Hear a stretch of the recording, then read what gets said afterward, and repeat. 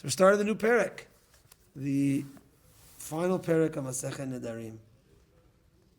Ayin Tet Amud Aleph. We're at the bottom, the new Mishnah. Ve'elu Nedarim shehu mefer. These are the Nedarim that a husband could get rid of to do hafara.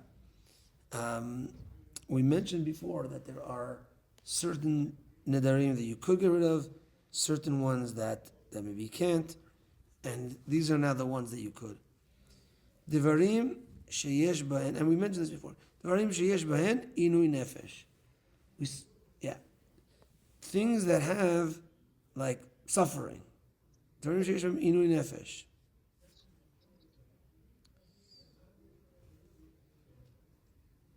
So says the Mishnah, im erchatz velo erchatz. Im et kashet v'im lo et kashet. If I bathe or if I don't bathe, if I put on makeup or if I don't put on makeup. It's obviously it's in the negative, but it's just contrasting the, what I normally do is I put on makeup. Now I'm not going to. What I normally do is I bathe. Now I'm not going to bathe. So these are things that are inui nefesh, are something that are suffering for her. It's now the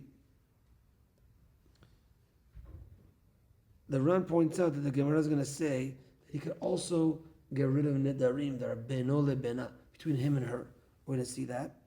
First, it starts off by saying inui nefesh, things that are like of suffering. And those are the examples. Also, the Ran points out that when it talks about jewelry and dressing up, it's things that are on the outside. So, like, let's say makeup on the face, but let's say things that are hidden from everybody else, just between him and his wife. That's what's called beno lebena, between him and his wife. So, dvarim shel inui nefesh, he could do hafara to those nedarim. Next page says the Gemara, continues the Mishnah. Amar Rabbi Yossi, says Rabbi Yossi, En elu nidrei inu nefesh. No, those are not considered inu nefesh.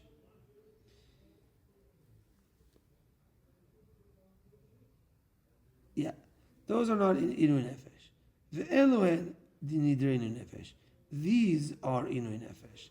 He says that, and the Ran points out, those are considered between him and her. Because, showering and dressing up, that's also still connected to him. But the following is things of inui nefesh. Ve'eluen nidre inui nefesh. Amra, kunam perot ha'olam alai. Hareze yachol afer. She says, akunam, on all the fruits of the world. All the fruits of the world, I don't want to have. So that he could do hafara, because that is something that is a suffering for her. She can't eat fruits anymore. That he could do hafara, even though it's not necessarily between him and her. So that he could do hafara. Perot medina zu alai. If, let's say she says, the fruits, these fruits, Yavila mimedina acheret. He has to bring her from a different country because she said something that it's possible to bring from somewhere else. She's not asur to the whole fruits of the whole world, just fruits of this medina. Yavila mimedina acheret. Perot chenvani ze alai. En yachol afer. If she says the fruits of this store owner is asur on me, he cannot do hafara. He should go to a different store. If his parnasa was from him, we'll see what that means. He could do hafara. Divrei Rabbi Yossi. Those are the words of Rabbi Yossi. What does it mean that his parnasa was with him? Let's see the Ran to explain that.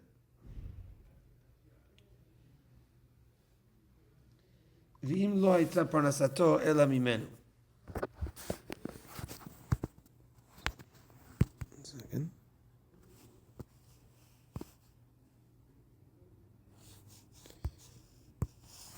So says the Ran, V'im lo hayta parnasato ela mimenu.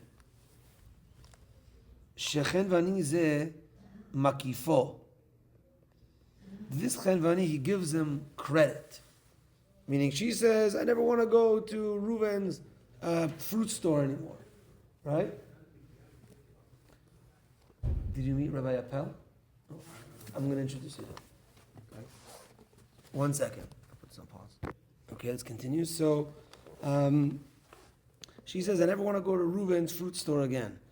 Now, we said, if V'im lo hayta parnasato ela mimenu, if his parnasah was from him, then he could do hafara. Why? So the Ran says, Shechenvani ze makifo. This chenvani, this store owner will give him credit. V'lo yimtza acher sheyeh makifo. And he doesn't find other people, he doesn't know anyone else, he can't find another store that'll give him credit. Upamim she'en lo ma'ot. Sometimes he has no money. V'nimtzet hi mit'ana. And sometimes he's going to find that she's going to suffer because he has no money to buy food and no one else is going to give him credit if he can't go to that store. There's going to be suffering over here. Therefore, he could do hafara. Therefore, he could do hafara.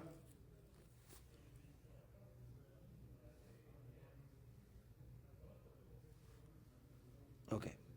So basically like this. Rabbi Yossi is of the opinion, and also the Mishnah ends Divrei Rav Yossi. And the truth is, why do we have to say Rav Yossi twice? At the beginning it starts Amar Rav Yossi, and it ends, these are the words of Rav Yossi. It's obvious. The Ran points that out as well. The Gemara later is going to talk about this.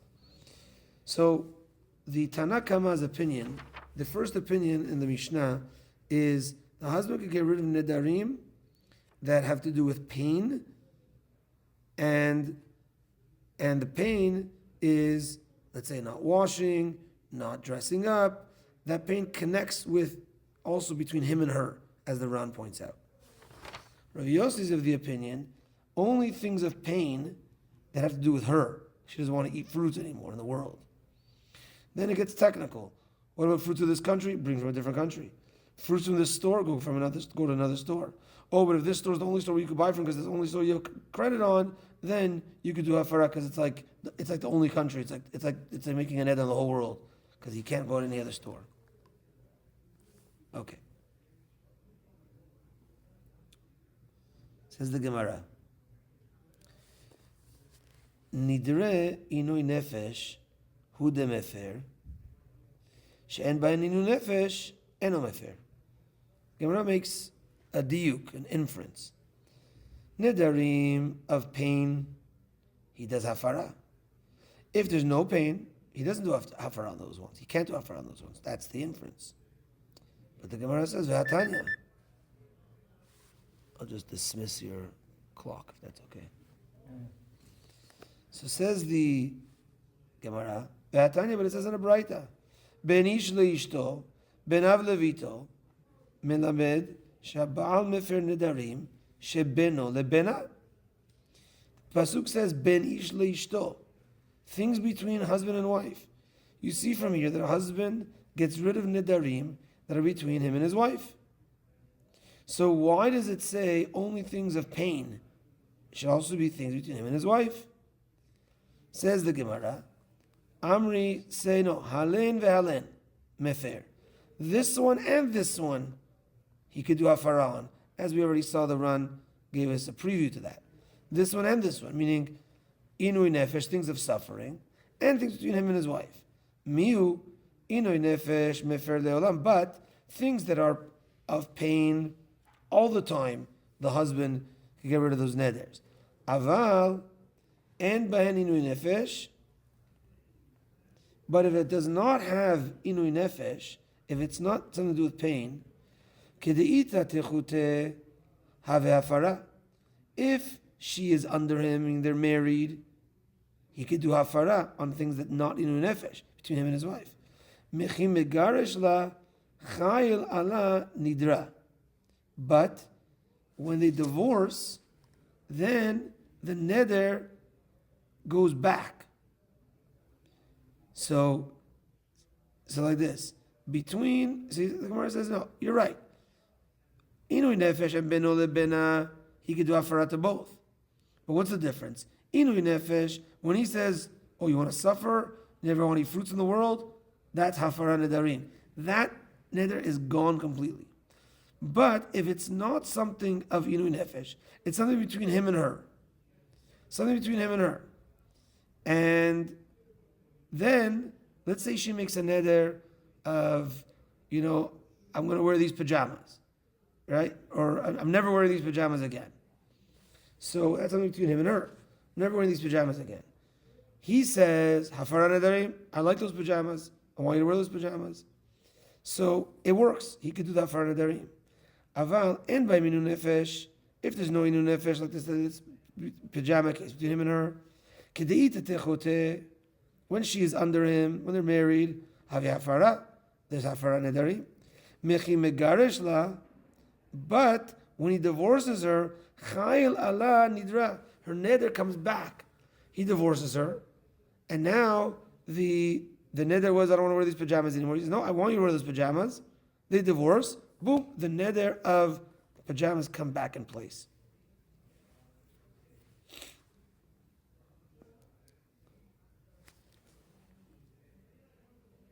And that's bidvarim shebeno lebena she'en bahen inu nefesh. Those are things between husband and wife that there is no inu nefesh. Aval yesh bahen inu nefesh lo chayil aleh nidra. But things of inu nefesh, her neder does not remain, doesn't come back after the divorce. Okay, the Gemara is going to dissect that point. Let's just pause over here and again reflect. So the Gemara says, inui nefesh, suffering, according to the Tanakama, you can get rid of the neder. But between husband and wife stuff, you can't? What do you mean? There's a pasuk. Answer the Gemara, no, both of them the husband can get rid of. What's the difference? Difference is that things that are inui nefesh, that neder is gone forever. Things that are between him and his wife, if he divorces her, those neders pop back up. Okay. Rabbi, yeah. Are there any instances where the wife can revoke a neder of the husband? Nope. No. That's a good question. It's a good question. It's a good question. It's a question for 2026. Yeah. No, good point. But no. Now, if she wants to go to the Beit Din to complain about her husband, he's making these crazy neders, he's doing... Okay, she could do that and see if the husband can make a neder, I'm not going to work for the next year. Yeah, or things like that, yeah. Now, he has to give her parnasah, he has to still provide for her, he has his obligations. But yeah, if he makes a neder like that, again, he has to still do his obligations, and she could go complain, but nothing that she can officially do to revoke it. Okay. Okay, so says the Gemara, last word on the line is bidvarim, about 40% down, 50% down. So now we're establishing bidvarim shebino lebina she'en bahen inui nefesh, things between him and her that there's no inui nefesh, that it's not a suffering thing, that works, but it resurfaces after the divorce. Aval yesh bahen inui nefesh lo chayil ale nidra. But if there is suffering, then her neder does not resurface. Okay, we're just bringing out what we just came out with. That things between him and his wife, if he divorces her, it re-pops up. If it has nothing to do with pain. But if it has to do with pain, and he gets rid of the neder, then the neder is totally gone. So, Gemara asks a question. Vidvarim she'en bahen inu nefesh ki megaresh la chayla ala, things dvarim she'en bahen inu nefesh, things that do not have inu nefesh, meaning things that are between husband and wife. Oh, just 1 second. טוב? אז fill it out, and I'll mail it, and אני אשאיר, I'll copy it. We are doing this for immigration of the UN. This is a big mitzvah. We're doing the visa. We'll see.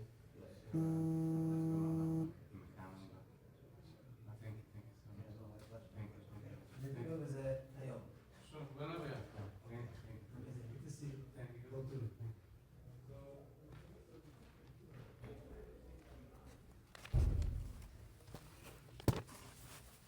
Okay.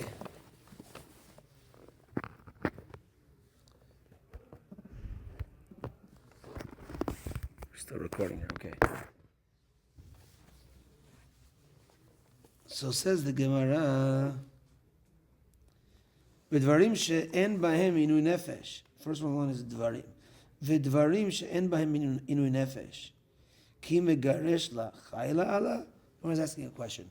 So you're saying that things that do not involve pain is between him and her. When he divorces her, they resurface? Everyone's asking this question, like, you already got rid of the neder, between him and her. You get divorced, that resurfaces, really? V'atanan, we saw in the Mishnah, Rabbi Yochanan ben Nuri, Omer, Rabbi Yochanan ben Nuri says, Yafer, Shema Yegarshena, V'teheh Asura lo. Says Rabbi Yochanan ben Nuri, a person should do hafara nedarim. He should do hafara nedarim, because maybe he's going to get divorced from her, and then when he wants to remarry her, she's going to be asur to him. Why asur? So why? So what's going to happen is she's going to make such a neder that is, let's say, beno lebena.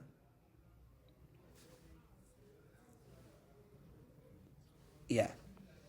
She's going to make a neder, let's say, that has to do with, she's like, I don't want to benefit from you anymore, to the husband. So they can't live together, whatever. They no benefit from one another. So he is going to divorce her. Then he wants to remarry her. He can't because that neder is still on, and how could they benefit from each other? The neder is still on. Says Rabbi Yochanan ben Nuri, so you know what you do? Make sure to do hafara nedarim. Make sure to get rid of the neder. So how does getting rid of the neder help? Because if you divorce her, you could remarry her. But hold on a second. If we said that if you divorce her, the neders go back on automatically, then in either case you can't remarry her. But you see from Rabbi Yochanan ben Nuri, if you do hafara gets rid of it completely. It's a question on this concept that it resurfaces. No, Rabbi Yochanan ben Nuri gives you advice. He says, do hafara. Because when you do hafara, it's going to get rid of it completely. That's Rabbi Yochanan ben Nuri Omer, yafer. Why yafer? Shema yiger shenevte asuralo. You might divorce her. She's going to be asur if you want to bring her back as a wife.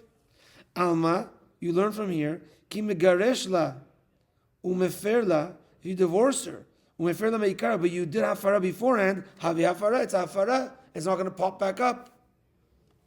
It's a question on this concept. We said before a concept, the difference between inui nefesh and beno lebena is that inui nefesh is forever. Beno lebena is if he divorces her, the neder resurfaces. Really? The neder resurfaces? Rabbi Yochanan ben Nuri says, as a piece of advice, do hafara nedarim. If she says, I don't want to benefit from you anymore, whatever, do hafara nedarim. Because maybe you might divorce her and you can't bring her back. Meaning the hafara sticks. And so showing that it does not, the neder doesn't pop back up after hafara. The hafara sticks.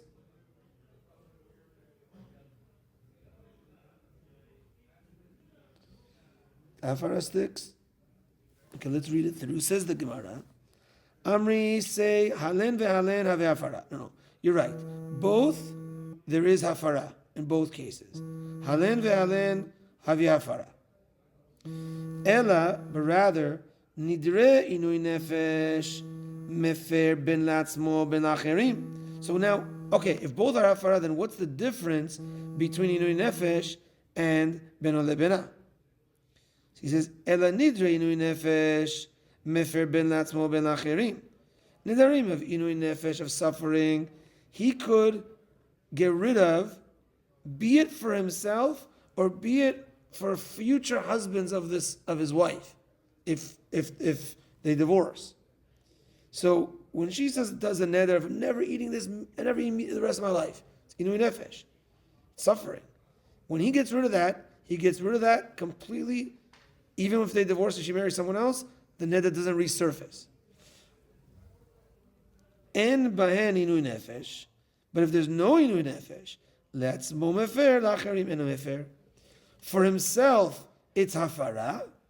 For others, it's not hafara, meaning it pops back up for others, not for himself.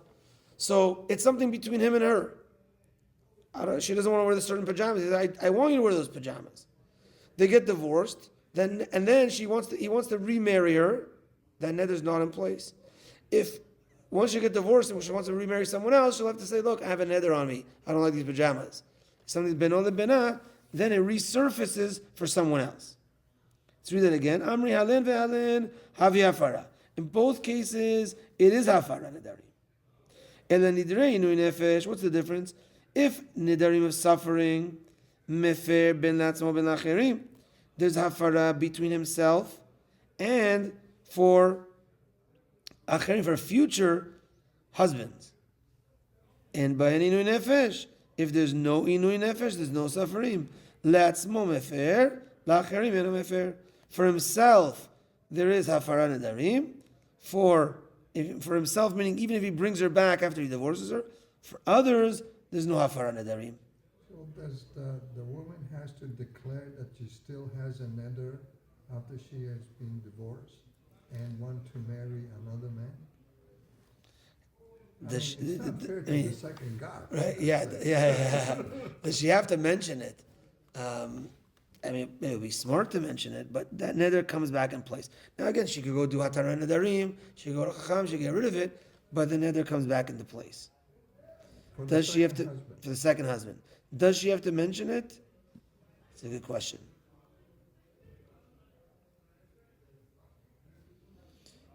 And the Gemara ends, V'hachi ktani, and the Gemara says like this, that this is actually fits into the wording of our Mishnah. V'hachi ktani, this is actually what we taught in our Mishnah. Elu nedarim, shehu mefer, these are the nedarim that he could be mefer, ben le'atzmo, ben la'acherim, nedarim sheyesh ben inu nefesh. For him and for others, nedarim that have inu nefesh. Because that works for him and for subsequent husbands, future husbands.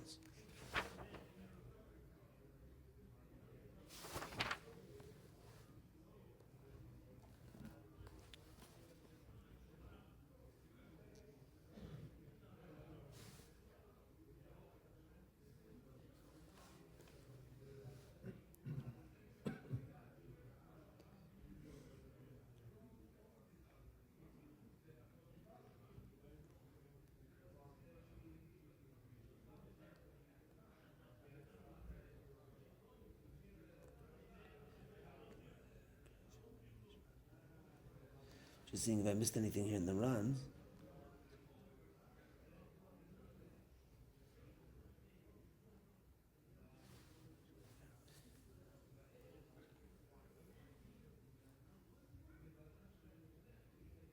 If you see the short little run, ben la'acherim, just to show you, the first one on the line is ben la'acherim in the run.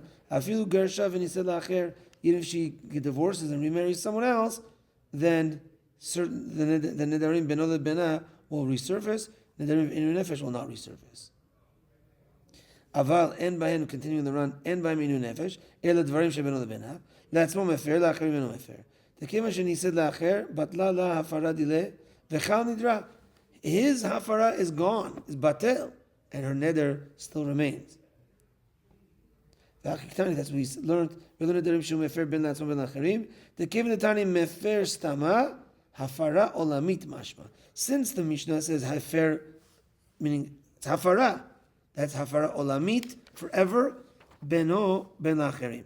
That's if you look at the Mishnah that we just started with today. Ve'elu nedarim shehu mefer. These are nedarim that are mefer. Dvarim sheish b'hem inu nefesh. Mefer means le'olamim. Ben hul ben lacherim. That's what the Gemara wants to say. Ve'hachiktani. This is what we meant to say in our Mishnah. These are nedarim that you do hafara on for you, forever, for anyone else.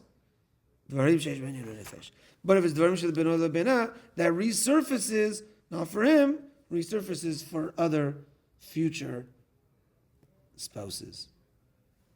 Okay. We're a little quicker than I thought it would. I think we got it pretty clear. I actually had trouble in preparation, and but I think it went pretty clear. Huh? This is very Problematic. It's difficult to have another come back without any statement or anything, because she might have forgotten if she was, divorced for years, and then she will never remember what she said to the previous. That's a good point. So it would make sense that she has to repeat it, or she Repeat has it, to say right. some, or she has to bring them, or some kind of action, right? But if Right. there's no action, just How would that go? the She did a neder. He did hafara. How does that work now? She has to when she remarries someone especially if there's several, and then maybe she may. over the years. But Many this things. worked for the benefit of the husband who divorced the wife. What do you mean by that? Not necessarily, because now he cannot remarry her maybe. No, you see, he's divorcing the wife, but she is obligated to uphold the neder. She's obligated to uphold the neder with a new husband. Yeah, to the new husband. Yeah. So that's a good question. Like, how does she remember? Well, maybe if she does have to run a Nedarim, before Rosh Hashanah or something. Maybe before getting married, like somebody who's like Rusha, maybe there's some stipulation there. I don't know. Yeah, I think there's something along the lines of Something like, small, maybe that she has to. well, we saw cases before where the guy says to the wife, "I'm marrying you on condition that you have no Nedarim coming in." I think we saw that. Yeah, but if the neder is, I will not benefit from you, or we are not going to benefit from each other. They get divorced, and the neder sticks to the new husband. The new husband No. is penalized. No, that's between him and her. He says, meaning things between him and her, but on like abstract things. Meaning, if she says, "I don't want to benefit from you, Reuven," she marries Shimon. That neder has nothing to do with Reuven. Okay. But if she says, I don't want to benefit from these pajamas, but pajamas is something in private where it's only between him and his wife. So, but it's an item. Then that neder would continue into the next husband. Yeah. And if he says, "I also like those pajamas," then she is another divorce. Okay, Chazaku Baruch. We'll stop over here at the 2 dots and continue on Sunday morning. Be'ezrat Hashem. That you got a little early, but there is a 9:30 Arvit if you didn't pray Arvit yet. You're outside. I'm not sure. We'll see, but with the kollel, guys.